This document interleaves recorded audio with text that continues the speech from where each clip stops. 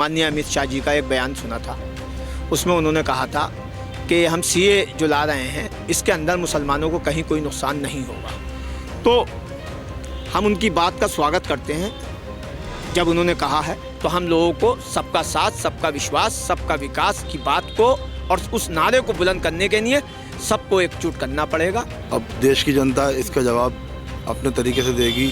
हमारी सोच अलग है, आपकी सोच अलग है, हर किसी की सोच अलग है। देखिए, हम अमित शाह जी के इस फैसले का स्वागत करते हैं और मेरी उनसे यही गुजारिश है कि इस एक्ट में अगर आप मुसलमानों का नाम भी रखेंगे और अगर कोई मुसलमान बाहर से नागरिकता लेना चाहता है हिंदुस्तान में रहने के लिए तो उसको नागरिकता दें।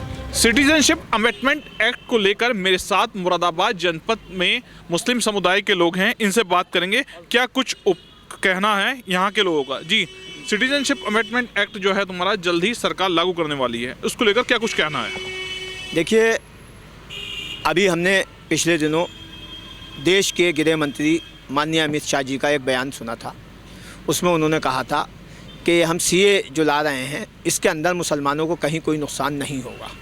तो हम उनकी बात का स्वागत करते हैं जब उन्होंने कहा है, और उन्होंने ये भी कहा उस वक्त कि मुसलमानों को गुमराह किया जा रहा है सीए का डर दिखा करके, और अगर उसके अंदर मुसलमानों को नहीं रखा गया है तो हम देश के प्रधानमंत्री जी से और देश के गृह मंत्री जी से ये मांग करते हैं कि उसके अंदर भी मुसलमानों को रखा जाए। आप सीए लाएं, कोई बात नहीं।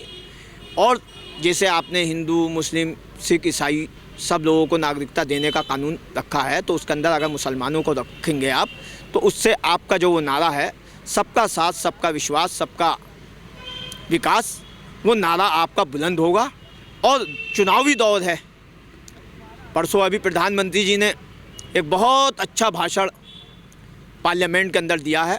हम उस भाषण का बहुत स्वागत करते हैं उनके।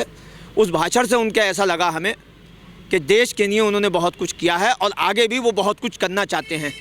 तो जिस तरीके की उनकी पॉलिसी है और जो वो बात लेकर चल रहे हैं कि जो उनका सपना है अगर उसे साकार करना है तो हम लोगों को सबका साथ, सबका विश्वास, सबका विकास की बात को और उस नारे को बुलंद करने के लिए सबको एकजुट करना पड़ेगा और सबके लिए काम करना पड़ेगा।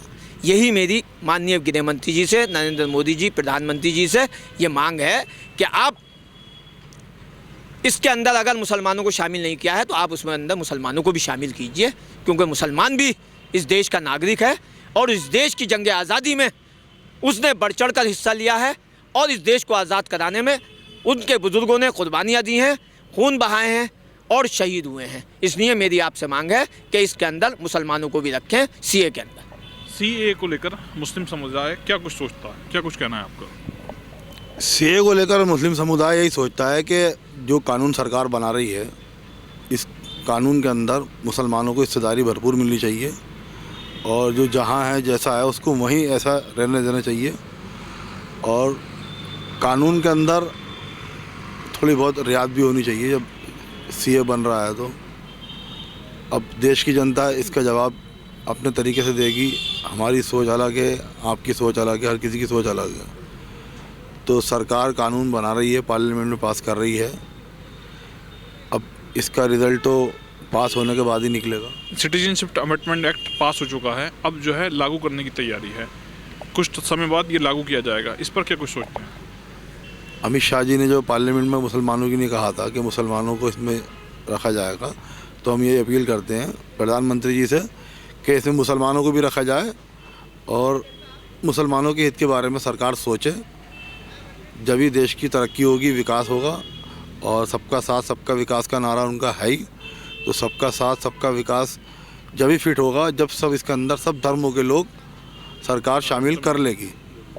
और भी लोग हैं, सिटीजनशिप अमेंडमेंट एक्ट को लेकर क्या कुछ सोचते हैं? बस यही सोचते हैं अमित शाह जी जो लागू कर रहे हैं ये मुसलमानों के हित में ही रहे। वैसे तो सबके लिए रहना चाहिए, हिंदू हो, मुस्लिम हो, सबके लिए लेके चलते हैं वो।